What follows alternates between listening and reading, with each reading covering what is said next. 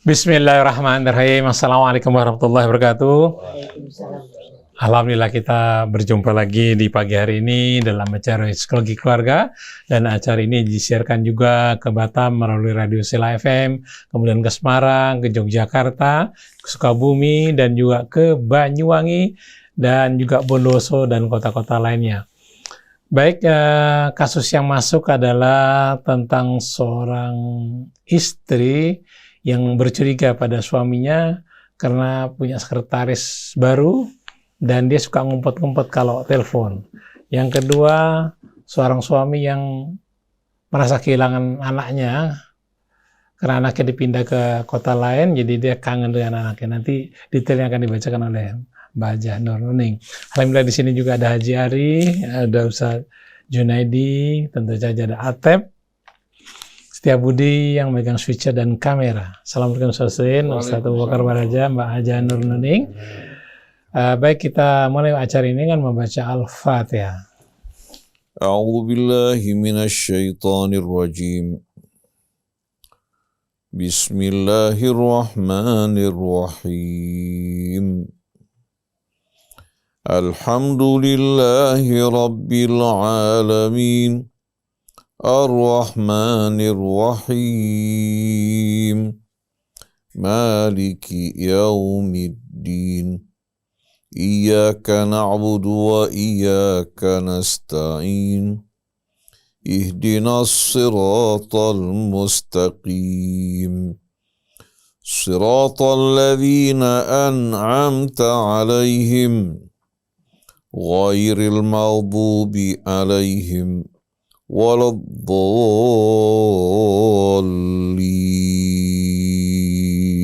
Amin. Alhamdulillah kita sudah membaca Al-Fatihah. Mudah-mudahan Allah mudahkan kita dalam menghadapi berbagai persoalan yang kita hadapi sehari-hari. Baik, untuk kasus detailnya akan dibacakan oleh Mbak Hajah Nur Nuning. Silakan Mbak Hajah Nur Nuning. Terima kasih. Mas Krishna. Assalamualaikum Ustaz Husain, Ustaz Abu Bakar, dan ikhwan akhwat. Mudah-mudahan kasus hari ini juga akan mempersuasi kita semua untuk bisa menjadi hamba Allah yang jauh lebih dari yang sebelumnya. Baik, yang pertama Ustadz, bolehkah saya bercuriga dengan suami saya? Sekarang suami saya sedang di Singapura. Saya takut kalau beliau dengar ketika beliau ada di sini. Jadi mumpung lagi di Singapura. Oke. Bolehkah saya bercuriga dengan suami saya Ustadz? Karena memiliki sekretaris yang baru. Meskipun dia baik kepada saya, kami 3 tahun menikah tapi belum dikaruniai anak Ustadz. Suami itu suka sekali menyembunyikan HP-nya. Kalau terima HP ketika kami sedang berdua, lalu dia pergi deh ke ruangan lain. Seolah-olah saya tidak boleh dengar. Ada juga tanda-tanda lain yang Ustadz yang tidak saya sampaikan. Boleh nggak sih saya tanya langsung padanya? Saya takut kalau dia marah. Itu yang pertama. Kemudian kasus yang kedua dari seorang pria berusia 56 tahun. Punya 3 orang anak kandung dari istri pertama yang sudah bercerai lama, yaitu 20 tahun. Perceraian tersebut karena kuatnya campur tangan keluarganya, dan yang paling vital, istri saya tidak akur dengan kedua orang tua saya dan keluarga saya. Perceraian kami prosesnya sangat cepat karena istri membawa pengacara ke tempat saya kerja. Dan semenjak berpisah, anak-anak masih balita, Ustaz. Anak-anak diambil oleh ibunya, tapi ternyata dibawa ke kampung halamannya, diasuh oleh keluarga besarnya. Sulit bagi saya untuk bertemu dengan anak-anak saya tersebut. Dan sekarang ini, Ustaz, anak-anak sudah tumbuh besar, semuanya sudah bekerja. Bahkan ada yang sudah menikah, anak pertama kami, dan sudah punya anak. Yang saya rasakan Ustadz, sekarang ini saya tidak pernah bertemu dengan anak-anak saya, cuman bisa WA-an saja, itu pun juga jarang dibalas. Mohon pencerahannya, apa yang harus saya lakukan dengan kondisi seperti ini? Saya ingin sekali bertemu dengan anak-anak Ustadz. Terima kasih dari Bapak Andi di Cipadu, Ciledug. Silakan. Bismillahirrahmanirrahim. Alhamdulillahi rabbil alamin. Allahumma salli ala Muhammadin wa ali Muhammad. Assalamualaikum ya Rasulullah. Assalamualaikum ayuhan Nabi wa rahmatullah wa barakatuh. Allahumma atina min indika rahmah wa alimna min ladunka ilman nafi'a wa fa'ala bima 'allamtana waj'alna hudatan muhtadin wa la taj'alna dhallina mudhillin bi rahmatika ya arhamar rahimin. Wa ba'du, ikhwan akhwat, pendengar pemirsa radio TV Silaturahim yang dirahmati Allah. Ustadz Abu Bakar Baraja, Ibu Hajjah Nur, Ustadz Muhammad Krisna, Ustadz Junaidi, begitu pula ada Bapak Ari kita, Atif Setiabudi, Anis, dan semua kerabat kerja di studio yang dirahmati Allah, kaum muslimin dan muslimat. Alhamdulillah, pagi hari ini Allah Subhanahu wa Ta'ala limpahkan nikmat karunia-Nya kepada kita semua. Semoga yang sehat Allah Subhanahu wa Ta'ala membimbing mereka untuk bersyukur kepada Allah. Yang sedang dicoba baik dalam keadaan sakit, dalam keadaan sempit, kita berdoa semoga Allah Subhanahu wa Ta'ala angkat penyakit mereka. Allah Subhanahu wa Ta'ala tenteramkan hati mereka, juga murahkan rezeki mereka dan membimbing mereka untuk dapat menjalani ketaatan kepada Allah Subhanahu wa Ta'ala dengan sebaik-baiknya. Sedangkan yang sudah berumah tangga, semoga Allah limpahkan kebahagiaan dalam rumah tangga mereka, bekerja sama dalam keridhaannya. Adapun yang sedang cekcok, kita doakan mudah-mudahan Allah Subhanahu wa Ta'ala memulihkan ketenangan, kebahagiaan, kedamaian rumah tangga kita. Amin ya rabbal alamin. Ikhwan akhwat yang dirahmati Allah, kita telah dengarkan dua kasus tadi yang disampaikan oleh Mbak Nuning kita. Yang pertama dengan seorang wanita yang telah menikah selama 3 tahun belum dikaruniai seorang anak. Wanita ini sebagai istri merasakan bahwa suaminya sudah menunjukkan gelagat-gelagat seolah-olah ada wanita lain di sisinya. Karena setiap kali dia terima telepon, dia berusaha untuk menghindar, didengar oleh istrinya, berbicara secara sembunyi-sembunyi, di samping tanda-tanda lain yang tidak disebutkan. Dia memiliki kecurigaan bahwa suaminya sedang sedang terpicut terbuai dengan wanita lain. Apakah itu menikahinya atau yang lain, wallahu a'lam. Lalu bertanya, boleh nggak saya bertanya sama suami saya? Saya takut dia marah. Yang saya ingin tanyakan, dan ini merupakan jawaban buat ibu. Apabila ibu bertanya pada suami ibu, kemudian dia menyatakan benar saya memiliki istri yang lain, kira-kira bagaimana sikap ibu? Itu yang penting. Apakah ibu siap untuk menerima kondisi seperti ini, ibu di madu didampingi oleh wanita lain? Apakah ibu tidak siap untuk menerima hal ini? Kalau seandainya ibu siap untuk menerima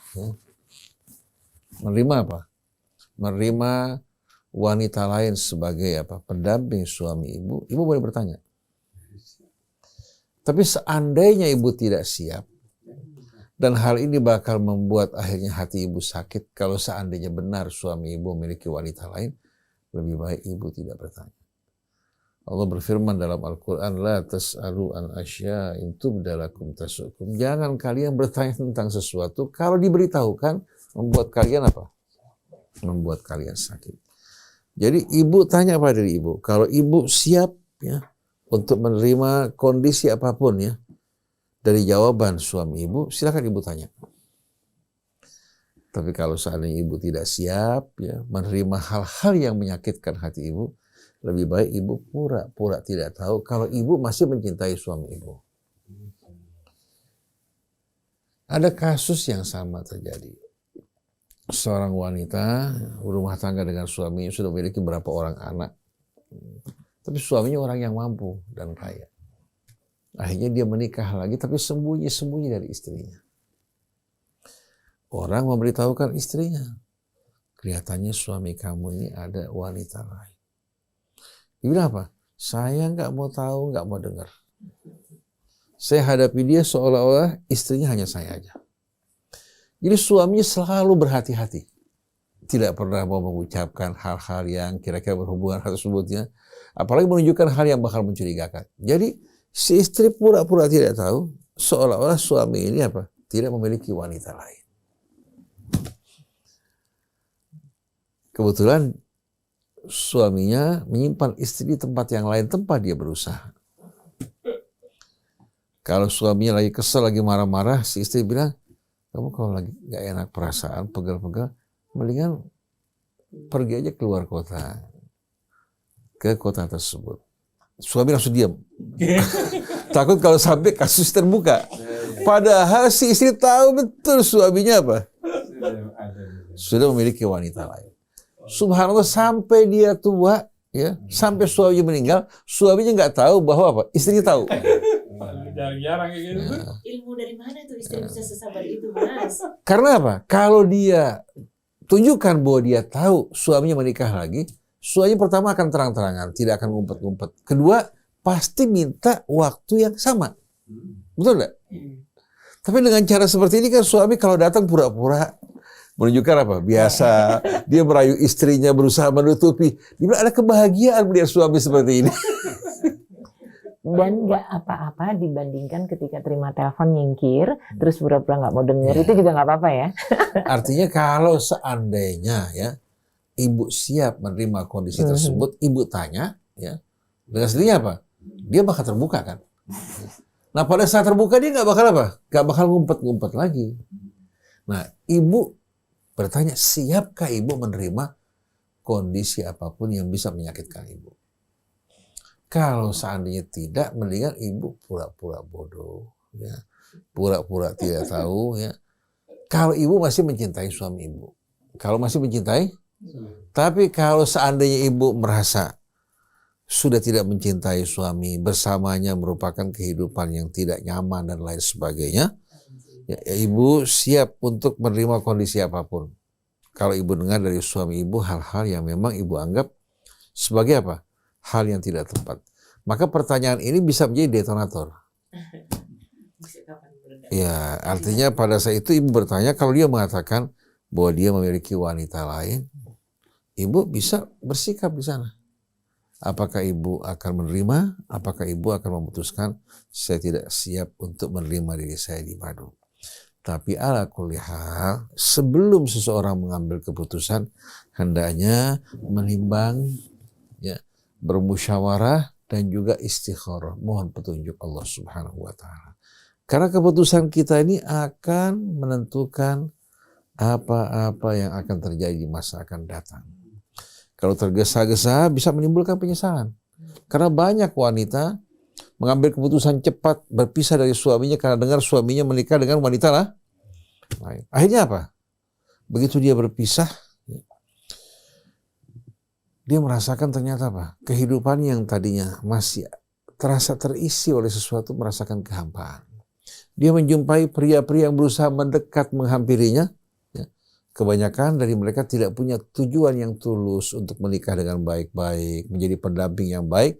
Kebanyakan ada yang mengincar kecantikannya sebagai seorang janda. Ya. Ada juga yang mengincar hartanya kalau dia memiliki harta. Sedangkan yang tulus betul-betul ingin menjadi suami pendamping yang baik, dia tidak jumpai. Karena apa? Laki-laki berpikir daripada kawin dengan seorang wanita janda yang sudah bermasalah, mendingan kawin dengan seorang apa? Gadis yang belum bermasalah. Itu pandangan kebanyakan laki-laki saat ini. Jadi terkadang timbul penyesalan. Penyesalan apa? Coba dulu dia gak bercerai. Coba dulu dia bersabar. Jadi bukan saya ingin menakut-nakuti, bukan juga ingin katakan berpihak kepada laki-laki, tapi pertimbangkan dengan baik-baik keputusan yang ibu bakal ambil. Kalau seandainya ibu siap mendengar berita-berita buruk yang menyakitkan ibu, ya, menghadapi juga kondisi yang akan apa ibu hadapi, silakan ibu bertanya. Tapi terkadang berdiam bagi kita lebih baik daripada kita bertanya.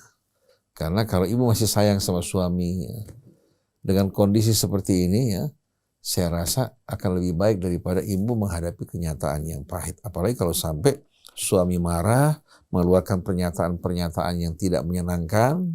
Karena laki-laki kalau mabuk kepayang, akal sehatnya hilang. Tindakan dan perbuatannya kalau kita perhatikan apa?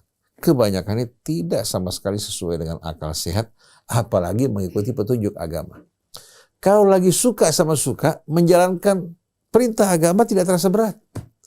Tapi begitu mulai perasaan ya, berbalik, perasaan tidak nyaman, atau dia merasa terganggu, dia merasa dia sedang apa? Sedang asyik-asyiknya bersama seorang wanita, diganggu oleh pertanyaan dan sikap istrinya. Ini seringkali akan menimbulkan tindakan, reaksi-reaksi yang tidak menyenangkan buat ibu. Jadi ibu beristikharah ya. Kemudian kalau ibu ingin bertanya pada suami, ya, ajukan pertanyaan juga dengan cara yang baik. Kemudian ibu mohon petunjuk dari Allah Subhanahu wa taala. Dan ibu dapat berdoa kepada Allah Subhanahu wa taala untuk apa? Untuk memberikan petunjuk kepada suami ibu dan kepada ibu apa yang harus dilakukan. Saya merasa kalau kita mengambil keputusan dengan kita bertanya pada Allah melalui sholat, Allah Subhanahu wa taala ridha dengan hambanya yang tidak melangkahi Allah. Yang tidak melangkahi Allah. Hingga Allah berfirman pada awal suratul Hujurat, ya ayyuhalladzina amanu la tuqaddimu baina yadayillahi wa rasuli, wahai orang yang beriman, jangan kalian melangkah mendahului Allah dan Rasulnya. Kalau orang Jakarta bilang nyelonconng. Nyelonconng. Seharusnya kita sebagai hamba bertanya pada Allah melalui sholat, kemudian juga bertanya kepada orang-orang yang berilmu, kira-kira apa yang saya harus lakukan dalam hal ini. Jangan bertanya pada sembarang orang. Ibu kalau bertanya pada teman perempuan, biasa suka manas-manasin, jangan mau kamu digituin. Dia tidak akan merasakan akibat dan efek dari keputusan yang diambil ibu. Tapi kalau ibu yang akan menghadapi efek dan dampak negatif dari keputusan yang ibu ambil. Oleh karena itu tanya pada orang yang ahli, yang bijak, kira-kira apa yang harus ibu lakukan. Kalau menurut saya, pertama-tama ibu memperbanyak pendekatan diri kepada Allah. Sholat, mohon petunjuk kepada Allah. Mohon hati suami dibersihkan dari tipu daya dan pengaruh syaitan. Karena terang-terangan laki-laki di luar ini tidak mungkin sama sekali ibu di rumah bisa menjaga.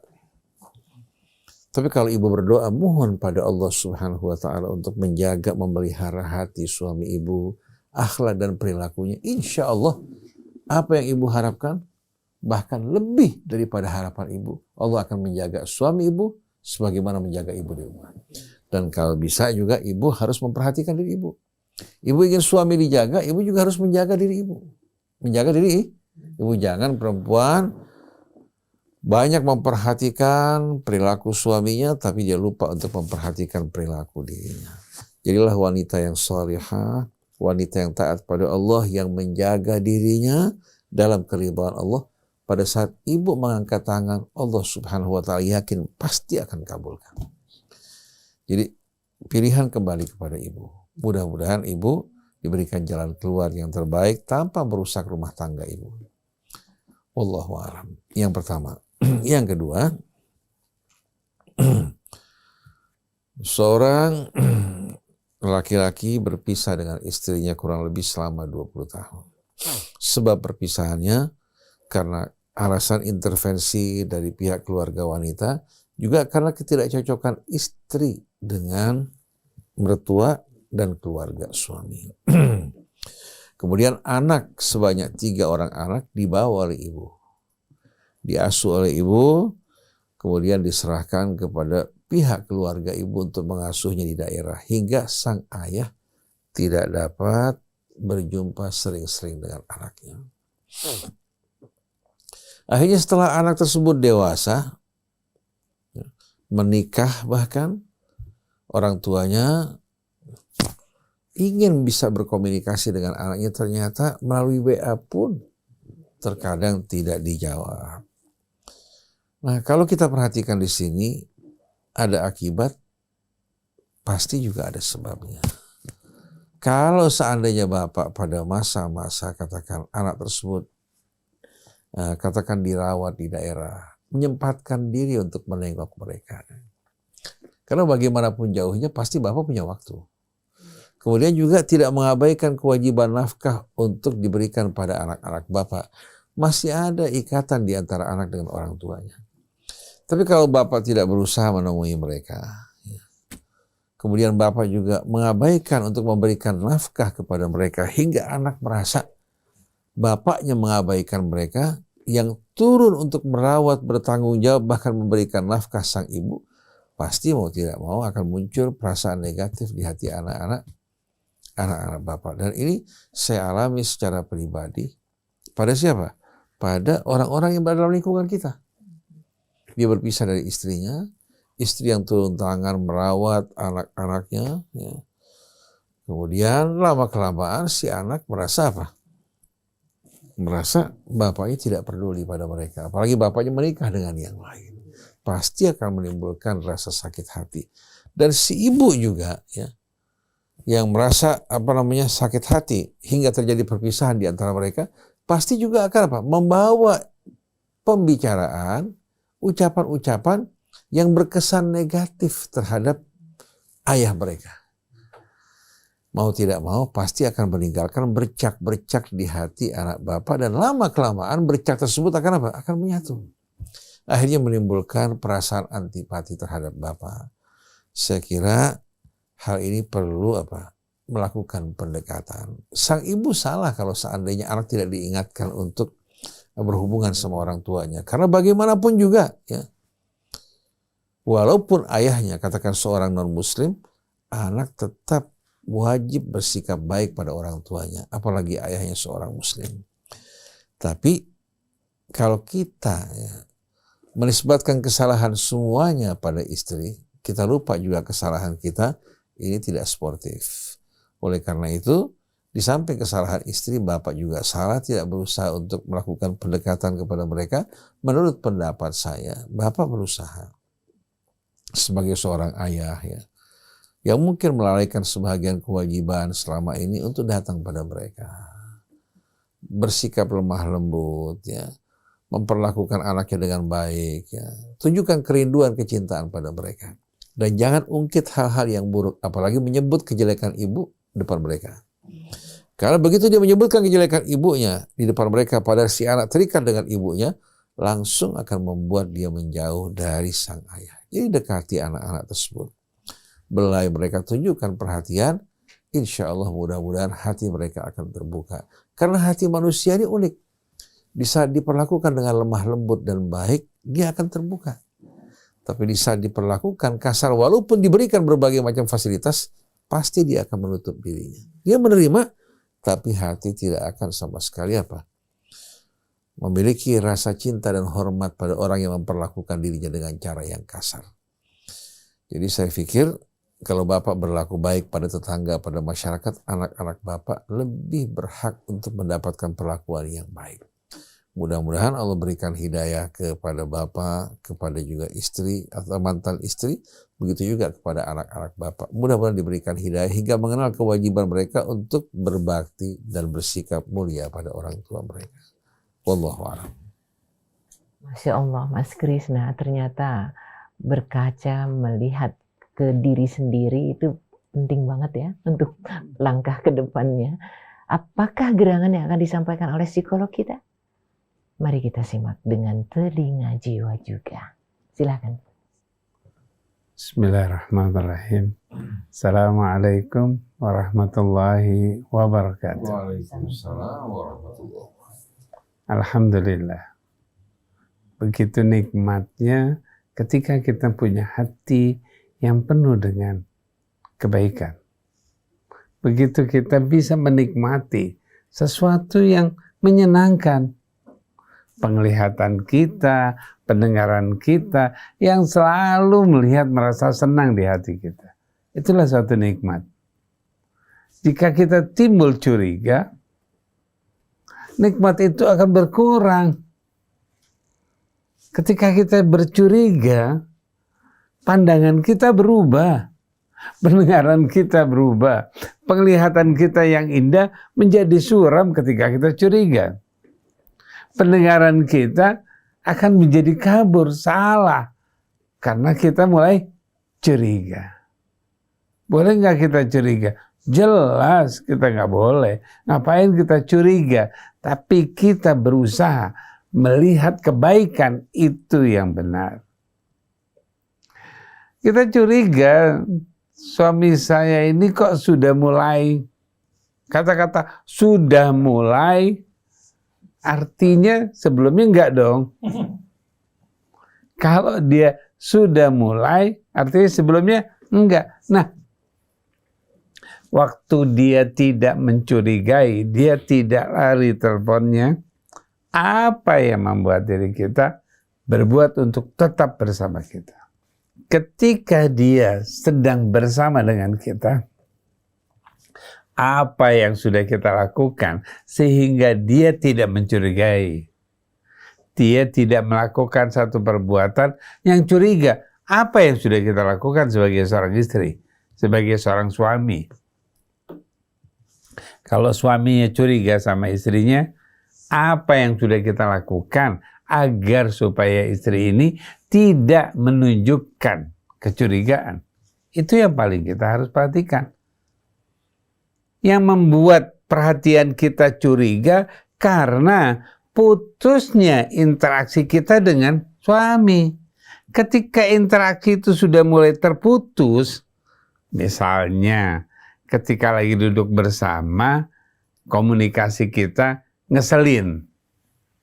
Waktu duduk bersama, kita ada aja keluhan. Waktu kita duduk bersama, nyalahkan. Suami disalahkan, istri disalahkan. Di situ hubungan interaksi kita mulai putus. Di situ muncul kecurigaan. Kalau kita sudah mulai interaksinya sudah tidak nyaman, pasti hati kita akan curiga. Kenapa? Tentu suaminya diam aja misalnya. Ketika duduk mulai nunduk aja. Waktu dudukan bersama mulai diajak ngomong melengos. Nah, kita mulai curiga sebagai seorang istri. Begitu juga sama sih dengan sang suami juga begitu. Namun ketika interaksi itu menyenangkan, ngomongnya bisa membuat suami tertawa, bisa tersenyum, bisa menyenangkan, insya Allah suami tidak akan memberikan kecurigaan. Ya, insya Allah tidak akan memberikan kecurigaan. Boleh nggak bertanya seperti yang tadi sudah dijelaskan sama Ustaz Husain? Kita bertanya, kita akan terus nanya, terus sampai ke lubang kita nggak bisa keluar dari lubang itu. Kalau kita senang bertanya, itu akan mengakhiri hidup. Kenapa? Bertanya itu untuk permasalahan, bukan bertanya untuk mendapatkan kebaikan. Bertanyalah untuk mendapatkan kebaikan. Bertanyalah kamu untuk bisa menyenangkan. Bukan bertanya mencurigai. Pertanyaan yang mencurigai, itunya kita akan terus dikejar. Kejar-kejar ini sampai pada poin titik kita nggak berdaya. Akhirnya yang seperti yang tadi dijelaskan, akhirnya kita ketakutan. Kalau jawabannya itu yang kita nggak suka. Bagaimana dong biar supaya saya tahu kalau dia tidak seperti itu? Buat satu pernyataan yang membuat suami itu pengen menyampaikan. Bagaimana pernyataannya kita haruskan? Rasanya kamu sama saya senang banget deh. Kalau ada saya di sini senang deh. Kalau dia mengatakan, iya senang. Tapi kamu jangan ngomong gitu dong. Oh kalau gitu kamu, kalau cuma saya berdua aja nggak senang. Senangan sama yang, nah mulai pertanyaan negatif. Kalau berduaan aja nggak senang, berarti sudah menunjukkan nggak senangnya. Oh kamu senang bersama. Bagaimana kalau ada orang lain kita bertiga, senang nggak kamu kalau bersama? Maksudnya, kalau dia bilang maksudnya, oh enggak, seliwurkan lagi. Nanti lama-lama dia akan memberikan. Kalau kita sudah siap menerima apa yang terjadi. Seperti tadi dikatakan, kalau kita sudah siap apapun yang terjadi. Nyatakan. Kalau tidak, tutup saja pikiran kita yang takut, pikiran kita yang ketakutan. Kenapa kita takut? Karena kita tidak mengambil, karena kita tidak mendapatkan suami kita. Suami kita nggak rebut, suami kita nggak jagain. Karena kita tidak mau menjaganya, kita los saja ketika dia pergi, kita akan curiga. Tapi kalau kita jagakan, maka dia tidak akan menunjukkan kecurigaan. Dengan penjagaan pada Allah, Allah akan tunjukkan kebaikan. Kalau di rumah, jaga. Begitu mau keluar, ya Allah, Engkau punya, Engkau yang memilikinya. Kembalikan amanat saya. Kembalikan.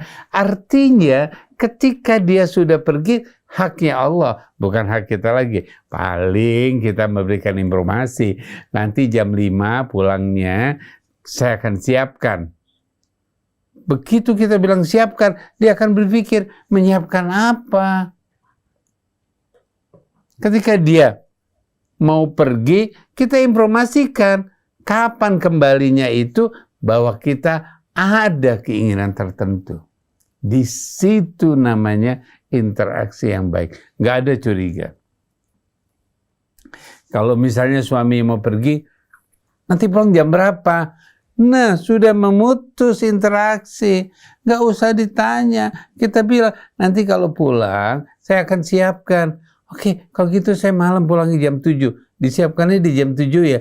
Nggak usah tanya jam, dia akan keluarkan. Kalau kita buat statement. Nah, kalau kita tanya, jam berapa ya pulangnya? Aduh, nanti saya ada ini ya, ada pertemuan. Tapi nggak tahu tuh ya kalau begitu. Nah, curiga tuh kita. Karena kita bertanya. Oleh karena itu, jangan bertanya. Jangan banyak bertanya. Tapi bagaimana membuat sesuatu pernyataan agar suami itu bisa dekat dengan istri. Itu yang terbaik. Nah, apa jadinya kalau pertanyaan kedua, apa jadinya perpisahan itu membuat kita gelisah? Sebetulnya waktu pernikahan itu gelisah nggak? Enggak. Cuman karena ada campur tangan. Perhatikan. Ketika ada campur tangan, kita mulai bingung. Misalnya kita nggak cocok sama mertua, atau orang tua kita, atau saudara kita ikut campur. Suami kamu tuh begitu, nggak bagus tuh kayak gitu. Apalagi orang tuanya. Nah, kata-kata itu yang membuat kita gelisah. Perhatikan. Kalau kita sudah menikah, di saat menikah di situ, itulah diri kita yang satu. Ketika saudara kita mengatakan sesuatu, itu dia, bukan kita, bukan suami istri. Kalau orang tua kita menyampaikan sesuatu, dengarkan. Kalau itu baik, lakukan. Kalau itu tidak baik, stop, nggak usah dibantah. Kalau orang tua kita menyampaikan yang nggak baik, stop.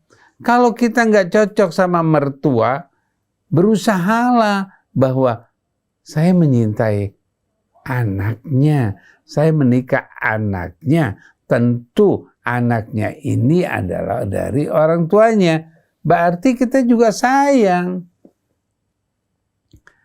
Refleksnya ke sana itu ke sayang, agar supaya kita tidak mampu dipengaruhi.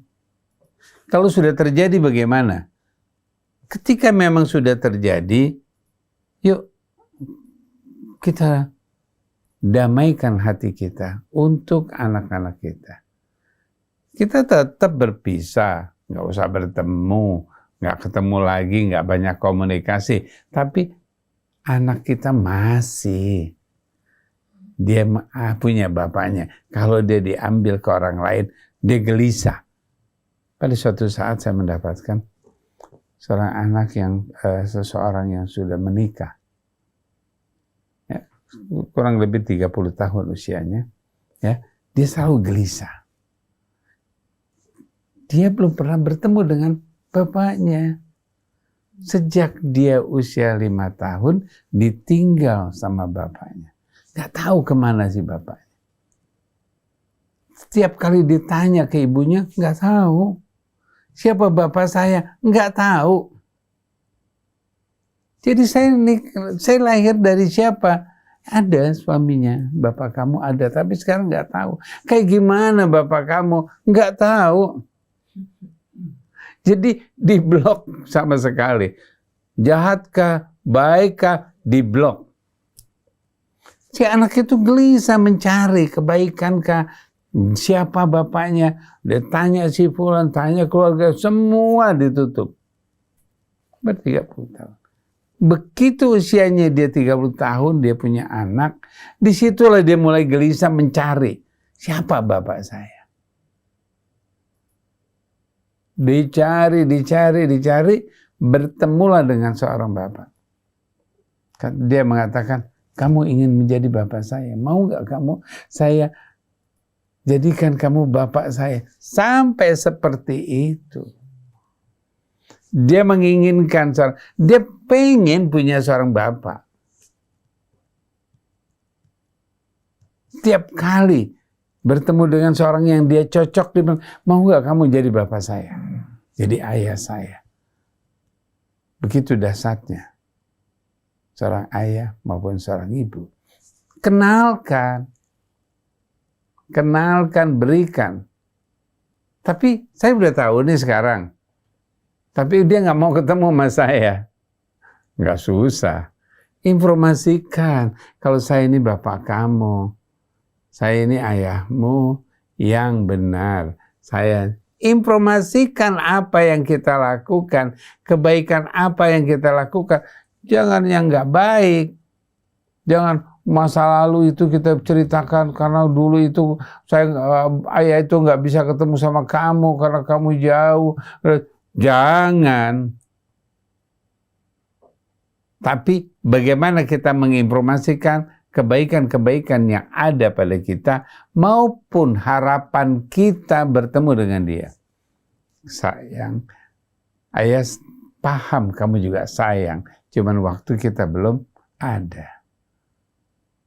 Nanti dia akan tergelitik hatinya, insya Allah dia akan datang. Oleh karena itu, sampaikan kebaikan-kebaikan diri kita. Insya Allah kebaikan itulah yang menghantarkan dia kepada diri kita. Insya Allah. Terima kasih. Mas Krishna, kalau dari awal sampai sekarang ini, rasa-rasanya apapun yang terjadi pada pasangan, anak tetap ya harus mendapatkan kasih sayang, cinta, perhatian, dan peduli. Tapi mudahkah itu bagi orang-orang yang berada di dalam tanda petik bermasalah seperti tadi? Kita masih punya waktu, Statusin, tolong ditambahkan. Dalam surat Talak, Allah Subhanahu wa Ta'ala mengingatkan pasangan suami istri yang berpisah untuk bermusyawarah dengan baik-baik dalam mengasuh anak. Jangan sampai anak menjadi korban perceraian di antara mereka. Kalau sampai anak tersebut menjadi korban akibat perceraian mereka, maka yang menjadi pelaku bertanggung jawab di hadapan Allah Subhanahu wa Ta'ala. Oleh karena itu Allah berfirman, askinuhunna min haitsu sakantum min wujdikum wa la tudarruhunna litudayyiqu 'alaihin wa in kunna ulati hamlin fa anfiqu 'alaihinna hatta yada'na hamlahun fa in arda'na lakum fa atuhunna ujurahunna. Kemudian setelah itu wa'tamiru bainakum bima'ruf. Kita lihat dalam ayat ini Allah berfirman, pada saat laki-laki menceraikan istrinya, si istri tidak boleh sama sekali dikeluarkan dari rumah sampai habis iddahnya. Berikan tempat yang layak bagi mereka sebagaimana tempat yang kalian diami. Kamar yang layak. Kalian hanya berpisah kamar tapi belum bercerai. Jangan lakukan hal-hal yang bisa menyakiti perasaan istri hingga istri tidak betah untuk tinggal di rumah. Kalau mereka dalam keadaan hamil, berikan nafkah untuk mereka. Mereka merupakan istri dan belum berpisah. Kalau ingin rujuk, cukup dengan mengatakan pada istrinya, saya ingin merujuk kamu, selesai. Hingga masih dalam domain pribadi. Kalau mereka melahirkan anak, berarti iddahnya sudah berakhir, mereka berpisah, maka berikan upah gaji pada istri yang menyusui anaknya. Bukan lagi nafkah, tapi apa? Upah istri ya menyusui anak-anaknya. Kalau tidak ada kesepakatan, karena istri minta katakan biaya yang cukup besar, maka anak-anak ini bisa disusui oleh wanita lain. Nah, penutupnya yang amat indah, wa'tamiru bainakum bima'ruf. Musyawarah di antara kalian dengan cara yang baik. Jangan disebabkan pertikaian di antara kalian, anak menjadi korban. Jadi kalau ayah tidak memberikan nafkah, ayah tidak memberikan perhatian kepada anaknya, dengan sendirinya akan menimbulkan efek buruk pada kejiwaan anak-anak tersebut, dan akan menjadi dalil buat ibu untuk menjelekkan sang ayah di hadapan anak-anaknya. Itu pasti. Pada saat orang membenci, yang tidak ada bisa diada-adakan, apalagi kalau sebabnya ada. Jadi mesti betul-betul pasangan suami istri sadar. Jangan mereka hanya mengikuti hawa nafsu mereka, baik suami maupun istri di saat mereka berpisah, hendaklah perpisahan tersebut tidak menyebabkan anak kita menjadi korban hingga melakukan perbuatan-perbuatan yang salah. Tapi seperti yang Ibu Nuning katakan tadi, mudahkah orang melakukan hal tersebut? Yang bisa melakukan hal ini hanyalah orang yang beriman pada Allah dan hari akhirat.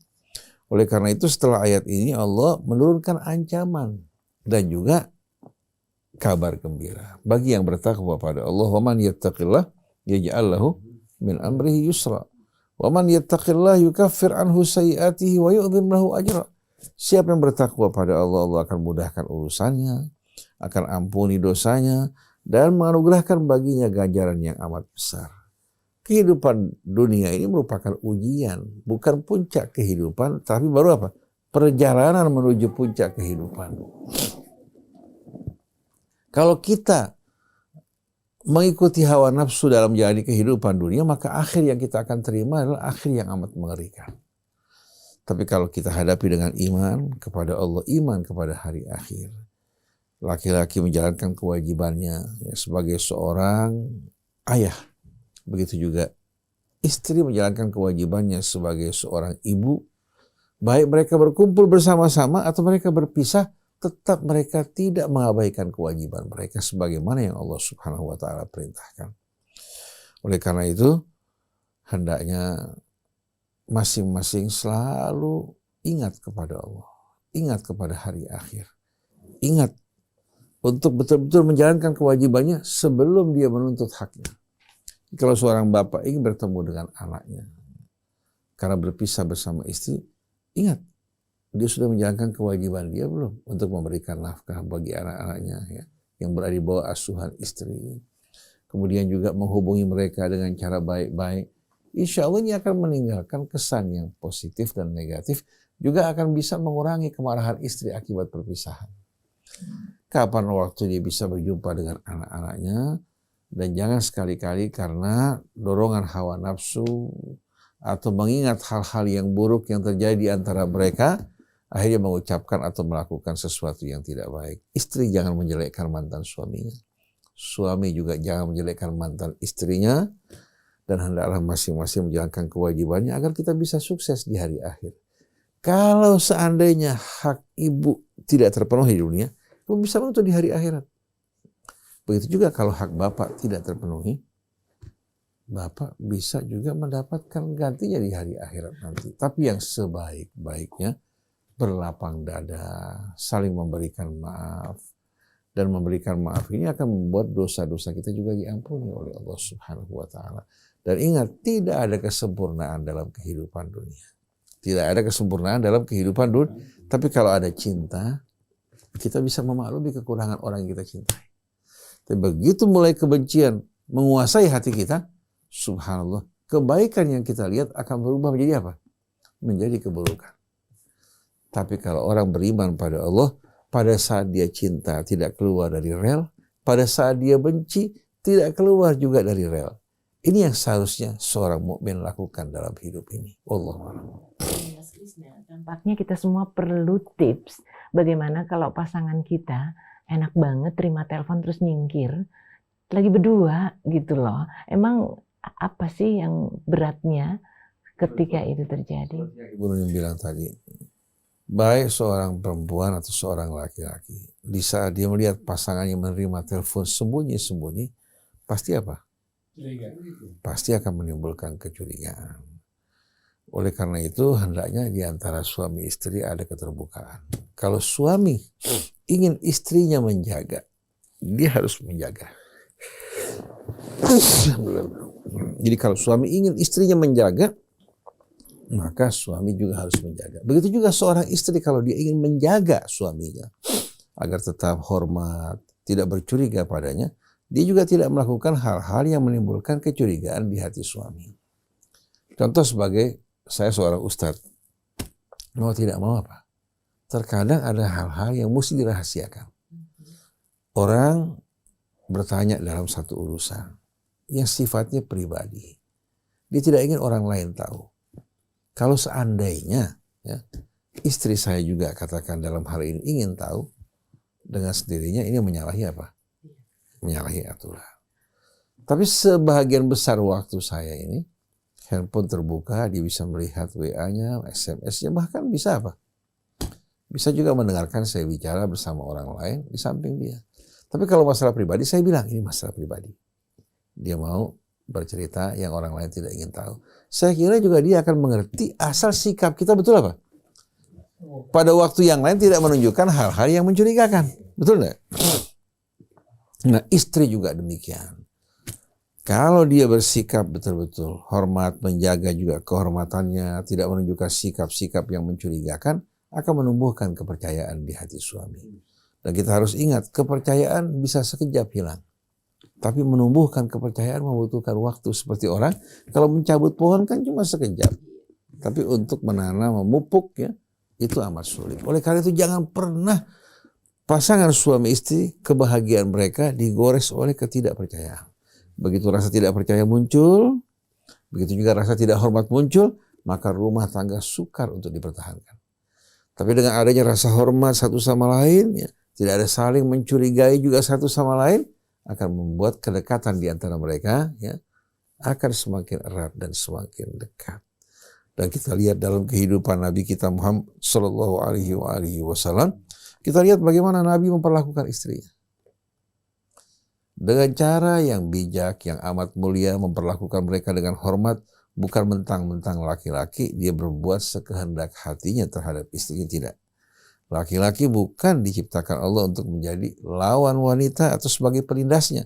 Tapi Allah jadikan mereka sebagai pasangan yang saling melengkapi dan menyempurnakan satu dengan lainnya. Tapi tidak semua orang memang memahami hal ini, yang faham pun jarang di antara mereka yang mengamalkan masing-masing. Yang laki juga mau menang sendiri, yang perempuan juga pada saat ini mau menang sendiri. Hingga kalau dia melihat kesalahan pada laki-laki, kamu bisa, saya juga bisa berbuat. Bukan berusaha memperbaiki, ya, saling mengingatkan, tapi masing-masing ingin melampiaskan marahnya dengan cara-cara yang tidak benar. Wallahu a'lam. Masya Allah, bukannya beban ya kalau kita mau memandangnya bukan sebagai beban, tapi kesadaran diri kita, pikiran kita, pertimbangan kita sungguh sangat diperlukan di dalam kondisi apapun. Dan kita akan simak bagian akhir daripada kasus kita ini, apa kira-kira yang akan disampaikan oleh psikolog kita? Silahkan Ustaz.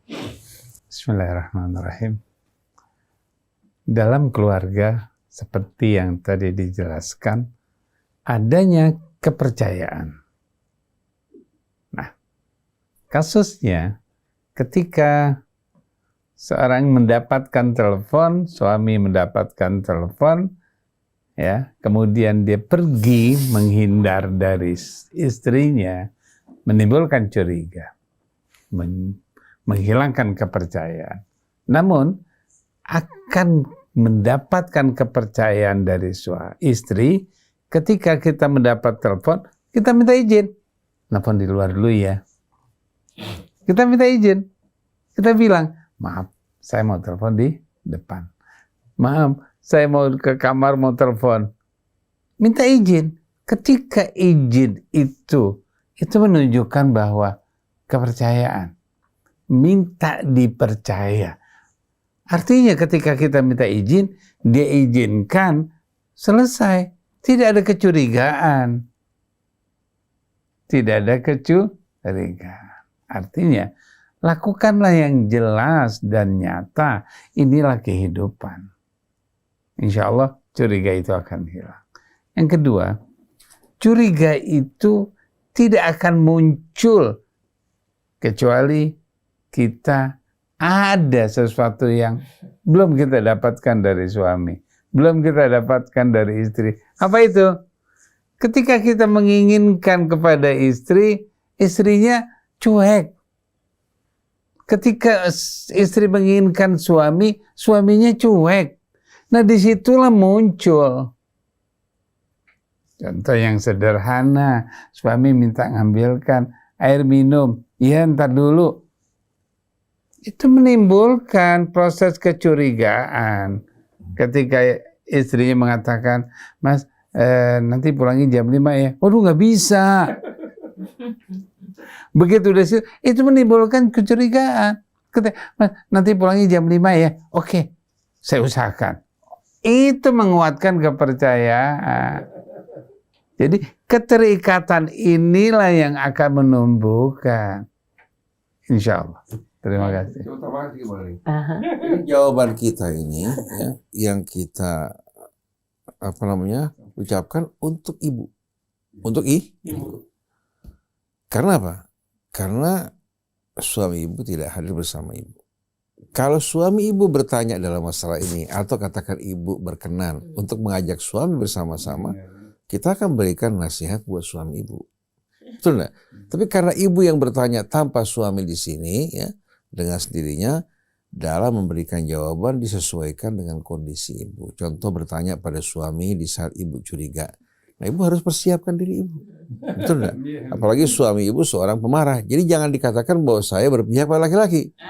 Nah, kalau seandainya suami ibu di sisi ibu atau bersama-sama, saya bakal ingatkan suami ibu tidak boleh melakukan perbuatan seperti ini.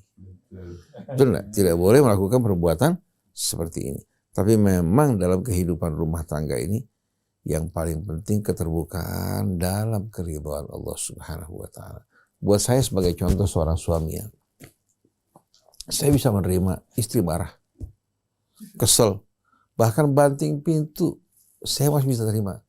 Pecahkan piring, saya bisa terima. Tapi kalau dia terima telepon dari seorang laki-laki, kemudian dia menyingkir, saya nggak bisa terima. Buat saya ini merupakan hal yang menggores kepercayaan. Buat saya pribadi, ya. Begitu juga sebaliknya, saya yakin perempuan juga merasakan hal yang sama. Kalau laki-laki, ya, terima telepon, kalau cuma sekali, katakan mungkin dia punya ada pembicaraan pribadi. Tapi setiap kali terima telepon, dia langsung melarikan diri. Ya pasti dong, istri yang merupakan belahan jiwanya, ya, ternyata apa? Menjumpai suaminya menutupi hal-hal yang menimbulkan kecurigaan di hatinya. Pasti rumah tangga akan goyah. Jadi dalam hal ini, seringkali kita jumpai karena rasa ingin menang. Rasa juga merasa bahwa dia laki-laki yang memegang pengaruh dalam rumah dan kendalinya, apalagi dia orang yang mampu. Seringkali perempuan tidak diberikan sama sekali kesempatan untuk bisa sharing dalam masalah ini dengan cara yang baik. Oleh karena itu kita ingin laki-laki tidak merasa bangga menyombongkan diri dengan apa-apa yang ada pada kelebihannya, dan juga jangan merasa minder karena kekurangan. Hendaknya di jalan dalam kebenaran pasti akan dihormati oleh istri. Kalau istrinya seorang wanita baik, dia berjalan dalam kebenaran, bersikap jujur dan baik, istri insya Allah akan menghormati kita. Tapi kalau kita berlaku adil, jujur, benar di hadapan wanita yang tidak menghormati kebenaran, keadilan, berarti Bapak salah pilih. Bapak salah pilih. Begitu juga ibu bisa salah pilih. Kalau seandainya menikah dengan seorang laki-laki, ya, tanpa melihat bagaimana akhlak pribadinya, hanya melihat ketampanan, melihat juga kekayaan dan lain sebagainya, maka akibat yang ibu akan rasakan itu semua merupakan konsekuensi logis dari pilihan yang salah. Dan kalau ada yang baru menikmati dan menyimak, perlu nomor telepon, siapa tahu ada kasus juga gitu Mas Krisna. Kan nomor 0811999720. Tadi katanya suaminya lagi di Singapura ya. Rasa bisa tertangkap di Singapura juga ya. Saya nggak tahu dia dengar apa nggak nih. Oke Mas Krisna. Ya, terima kasih Ustaz Husein, Ustaz Abu Bakar Baja, Mbak Zainur. Saya Muhammad Krisna, Andi Saputra, kemudian Anis Mualim dan Atep Setiabudi mohon pamit. Wabillahi taufiq wal hidayah. Wassalamualaikum warahmatullahi wabarakatuh.